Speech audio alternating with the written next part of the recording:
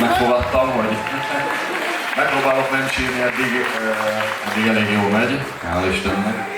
Hát sírni sosem szégyen, de nagyon-nagyon nehéz itt előttetek beszélni, a csapat előttetek, hiszen megpróbálom nem ugyanazokat a mondatokat, illetve szavakat elmondani, amit a Gui, de csodálatos 17 évet töltöttem itt el Veszprémben a klubnál.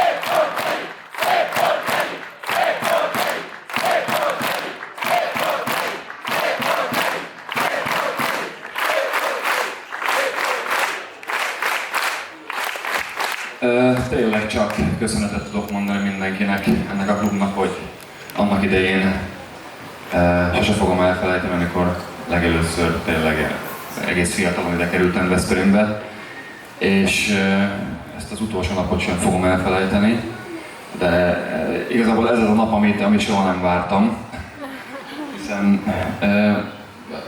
álmomban nem gondoltam volna, hogy én valaha egy klubnál ennyi időt el fogok tölteni, ilyen csodálatos, gyönyörű éveket el fogok tölteni. Úgyhogy én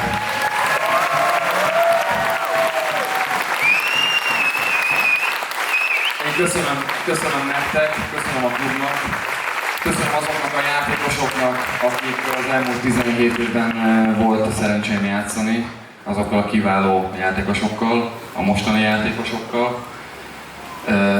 És tényleg nehéz bármit is mondani, hiszen tényleg csak köszönni tudom mindenkinek.